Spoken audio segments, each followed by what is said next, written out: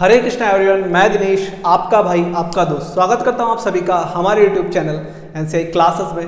और हम पढ़ रहे थे क्लास 10 साइंस एनसीईआरटी का कोर्स। सबसे पहली बात बेटा, एसिड्स क्या होते हैं। देखो, तो ये जो एसिड वर्ड है ये हमारा लैटिन लैंग्वेज से लिया हुआ है, लैटिन वर्ड है, ठीक है, जो कि हमारा एसिडस से लिया हुआ है। देखेंगे बहुत ध्यान से, the term acid has been derived from the Latin word acidus, जिसका मतलब क्या होता है बेटा, जिसका मतलब होता है सोर। सोर मतलब क्या होता है, खट्टा, ठीक है।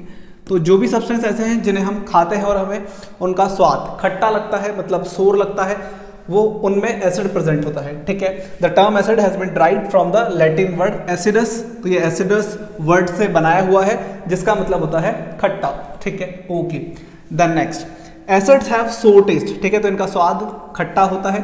तीसरी बात, they turn blue litmus solution into red, तो ये क्या करते हैं, हमारे ब्लू लिटमस सॉल्यूशन को रेड में कन्वर्ट कर देते हैं। अब देखेंगे बहुत ध्यान से, एसिड्स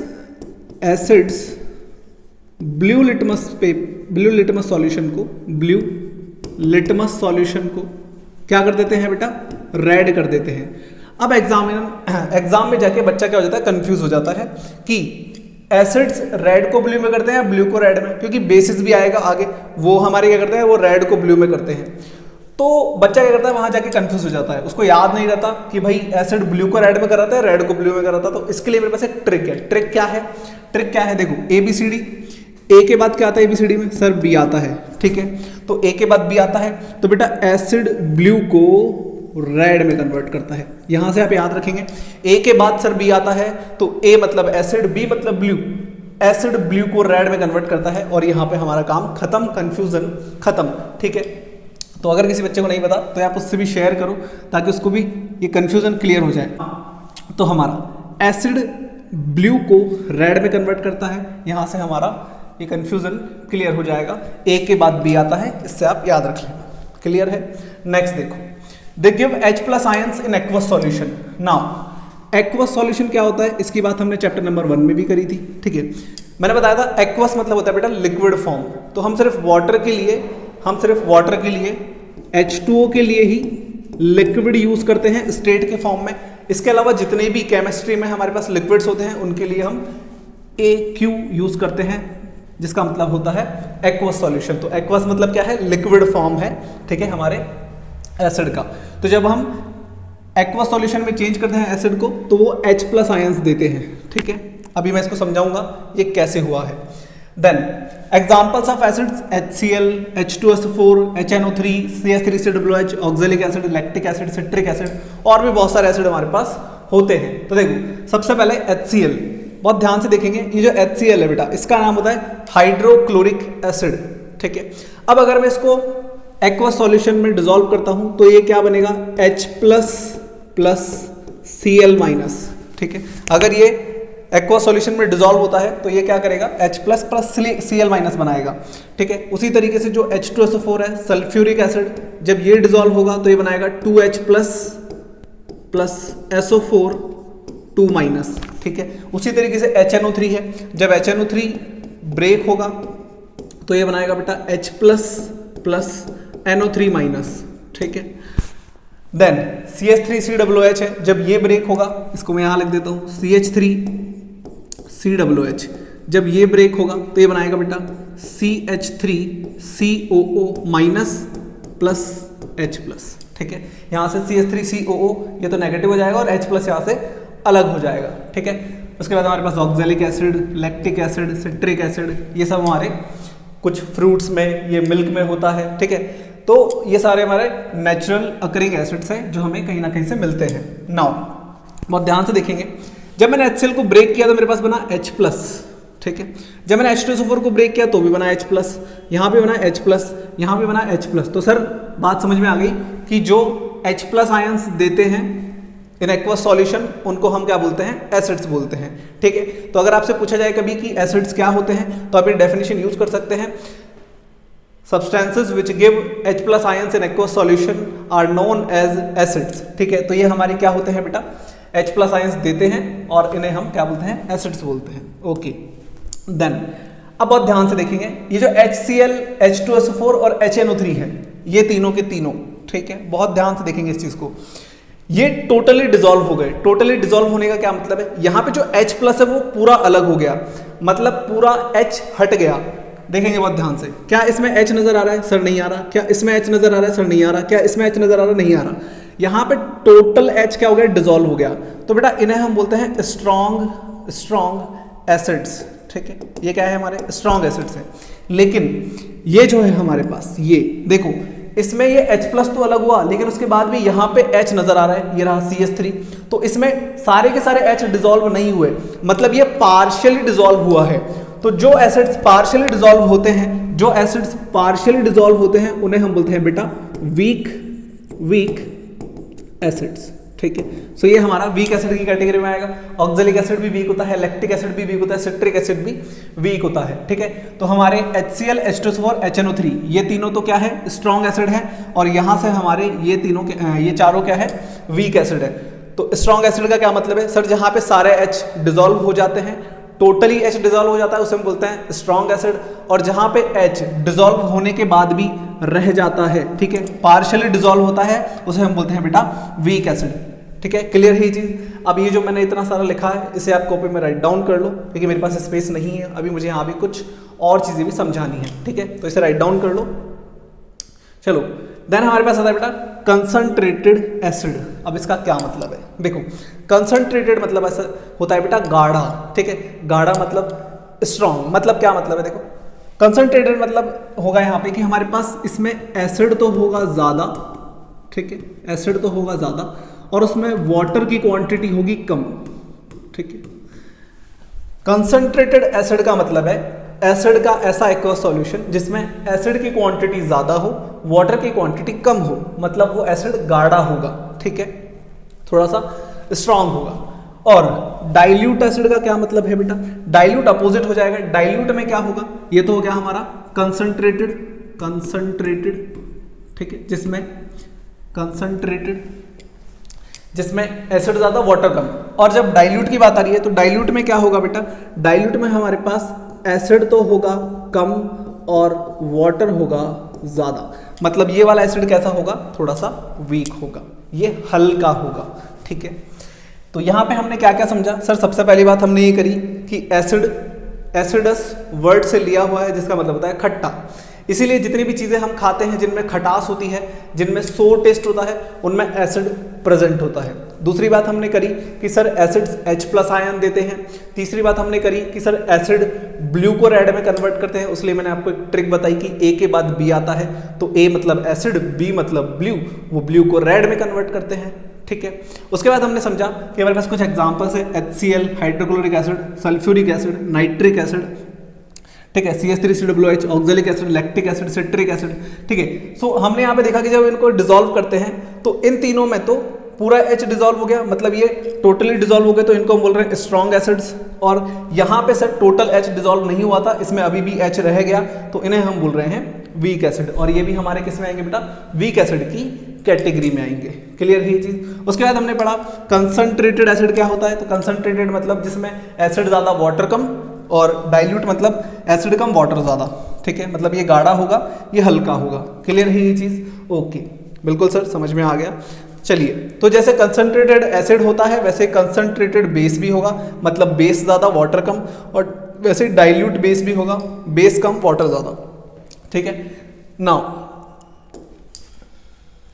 बेसिस क्या होते हैं, देखो बहुत ध्यान से। These are the substance which are bitter in taste, soapy in touch. Bitter मतलब क्या होता है बेटा, बिटर मतलब होता है कड़वा, ठीक है, कड़वा। तो जिनका टेस्ट कड़वा होता है, जैसे करेले में कैसा टेस्ट होता है, कड़वा है ना, तो वैसे तो जैसे जिनका टेस्ट कड़वा होता है और जिनका टच कैसा होता है, सोपी मतलब सॉफ्ट सा, ठीक है। तो जिनका सोपी जो साबुन होता है ना, उसका टच कैसा होता है बेटा, सॉफ्ट सा होता है, स्लिपरी होता है। तो इनका भी क्या होता है, टच कैसा होता है, सोपी मतलब स्लिपरी, और बिटर मतलब कड़वा इनका टेस्ट होता है। क्लियर है ये चीज। एसिड्स का खट्टा था, इनका कड़वा है। Then they turn red litmus solution into blue. अब हमने अभी क्या पढ़ा था कि सर ए के बाद बी आता है, तो सर एसिड ब्लू को किस में बदल रहे थे, रेड में बदल रहे थे, ब्लू को रेड में। तो बेटा बेस क्या करेगा, उल्टा कर देगा, रेड को ब्लू में बदल देगा, सिंपल, ठीक है। बेस क्या कर देगा, रेड को ब्लू में बदल देगा।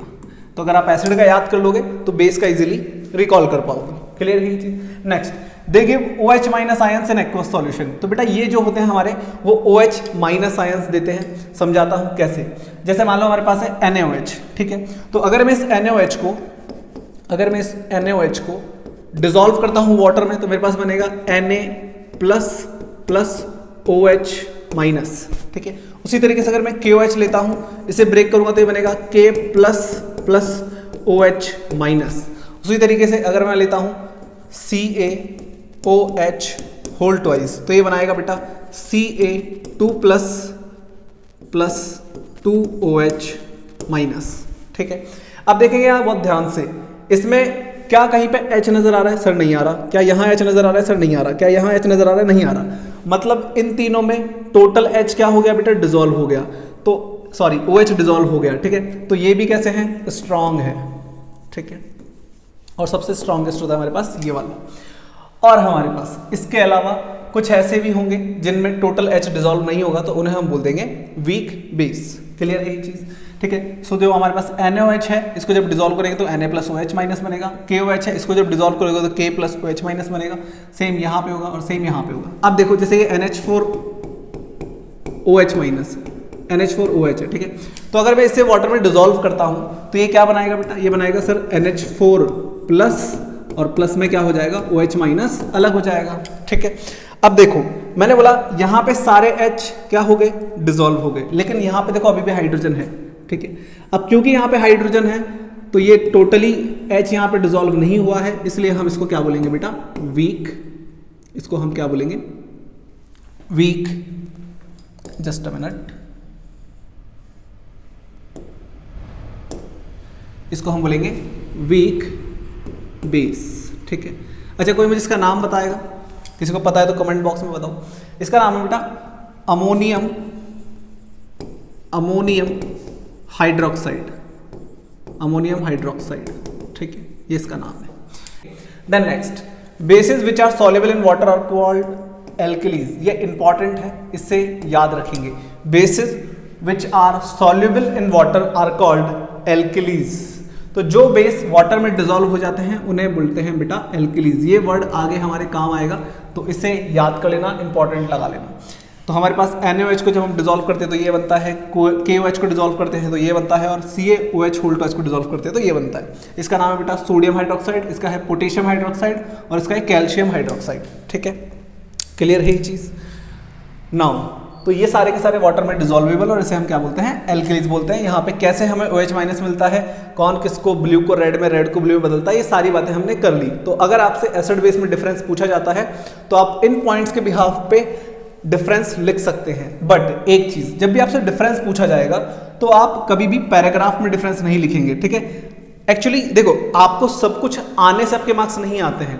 एक चीज बताता हूँ बहुत अच्छे से, जिस बच्चे को सब कुछ आता है उसके मार्क्स नहीं आते हैं, लिखने के भी नंबर मिलते हैं। आप तरीके से लिखते हो तो एग्जामिनर को आसानी होती है कॉपी चेक करने में। तो अगर आपसे डिफरेंस पूछता है कभी भी दो चीजों में तो आपको क्या करना है, एक तरफ लिखना है कोई भी जिसमें आपसे डिफरेंस पूछा है, जैसे मान लो आपसे पूछा एसिड और बेस में डिफरेंस बताओ, तो आपको एक तरफ एसिड लिखना है, एक तरफ बेस लिखना है, एंड देन पॉइंट वाइज आपको क्या करना है, चीजों को डिफरेंशिएट करना है। और जब इस तरीके से करोगे तो उसे चेक करने में आसानी होगी और वो आपको पूरे में से पूरे मार्क्स देगा, ठीक है। एग्जामिनर को जितना आसान रखोगे आपकी मेरी कॉपी इजीली चेक हो जाए, वो उतने अच्छे मार्क्स आपको देगा, उसको कम इरिटेशन होगा। और अगर आपने पैराग्राफ में लिख दिया तो उसको पढ़ने में जोर आएगा और हो सकता है वो इरिटेट होके नंबर काट लिया आपके, ठीक है। तो हमेशा से रिप्रेजेंटेशन ठीक रखो। अगर आपका रिप्रेजेंटेशन ठीक नहीं है तो फिर तो दिक्कत हो जाएगी, ठीक है। सब कुछ आने से नंबर नहीं आते, आपको जो आता है उसे अच्छे से आपको रिप्रेजेंट करना भी आना चाहिए। क्लियर है ये चीज़। तो हमने यहाँ पे एसिड और बेस के बारे में पूरा अच्छे से क्लियर कर लिया। नाउ नेक्स्ट हमारे पास है बेटा इंडिकेटर्स, ठीक है। इंडिकेटर्स क्या होते हैं, देखो इंडिकेट मतलब क्या होता है, सूचक। सूचना देना, ठीक है। तो ये हमें क्या करते हैं बेटा, इंडिकेटर्स मतलब हम एसिड और बेस के बीच में डिफरेंस पता कर सकते हैं कि कौन सा सब्सटेंस एसिड है, कौन सा सब्सटेंस बेस है। अब देखो हमने बोला कि सर एसिड खट्टे होते हैं और बेस कड़वे होते हैं, लेकिन क्या हम दुनिया में सब कुछ खा खा के टेस्ट करेंगे? पता चला सलट गए, कुछ उल्टा सीधा खा लिया एसिड बेस चेक करने के चक्कर में, ठीक है। तो सब कुछ खाकर चेक नहीं किया जा सकता कि कोई सब्सटेंस एसिड है या बेस है। इसीलिए हमने इंडिकेटर्स को देखा, समझा कि भाई कुछ ऐसी भी चीजें होती है जो हमें ये बता सकती हैं कि कौन सा सब्सटेंस एसिड है और कौन सा बेस है। क्लियर है? तो इंडिकेटर्स क्या होते हैं देखेंगे बहुत ध्यान से। Special type of substances are used to test whether a substance is acidic और बेसिक। तो ये हमें डिफरेंस बताते हैं कि कौन सा सब्सटेंस एसिड है और कौन सा बेस है, ठीक है। These substance are known as indicators. Types of indicators हमारे पास 3 टाइप हो सकते हैं। नेचुरल इंडिकेटर हो सकता है, सिंथेटिक इंडिकेटर हो सकता है, ऑल्फैक्टरी हो सकता है। नेचुरल मतलब जो हमें नेचर से मिले, ठीक है।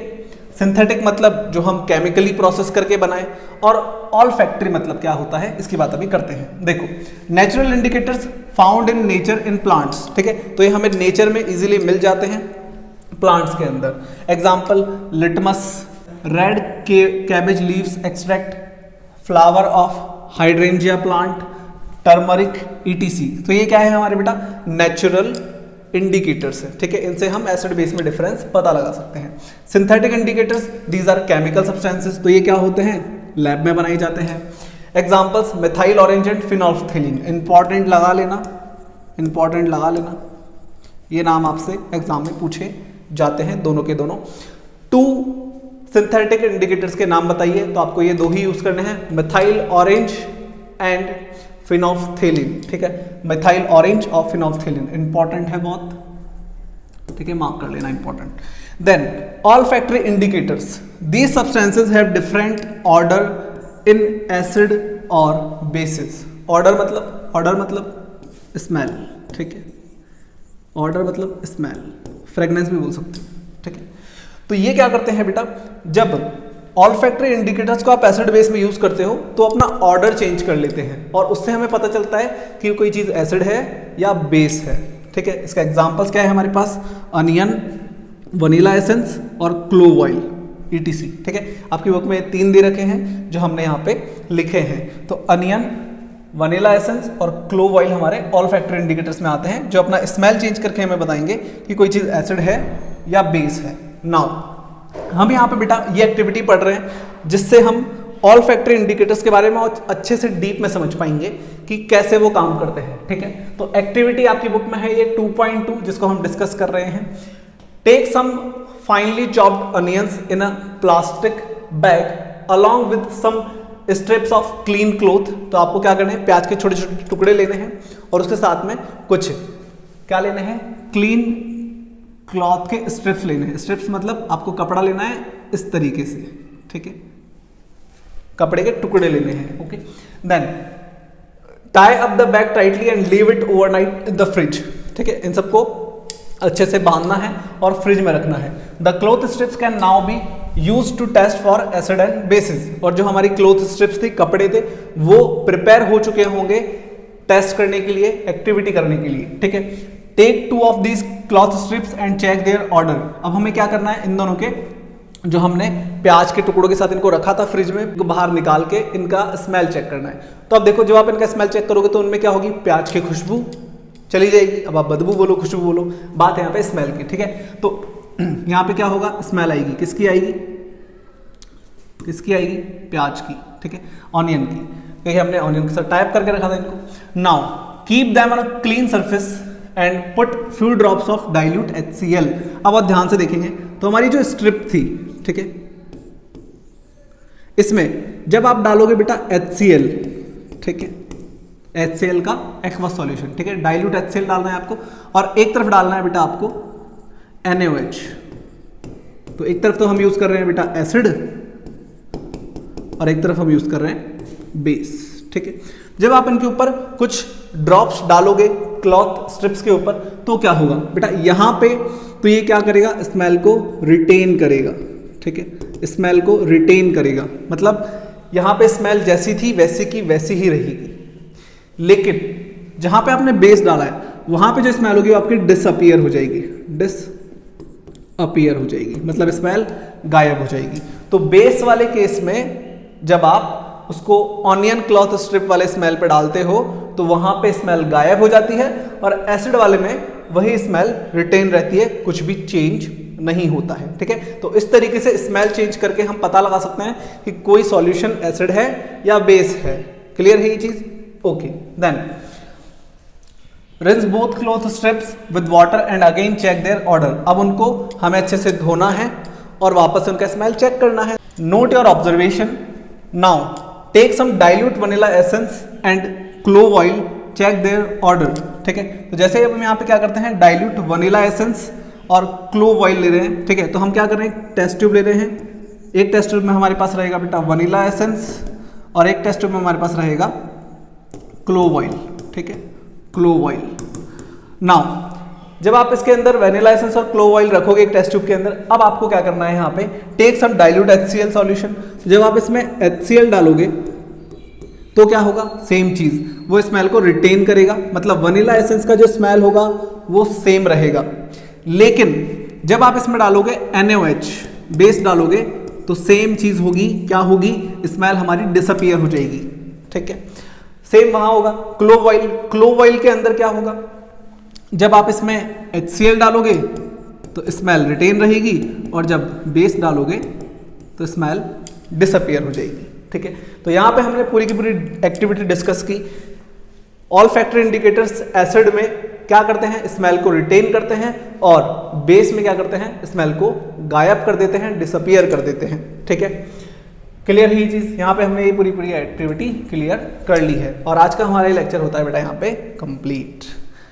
सो मिलते हैं आपसे नेक्स्ट लेक्चर में, तब तक के लिए bye bye, have a good day.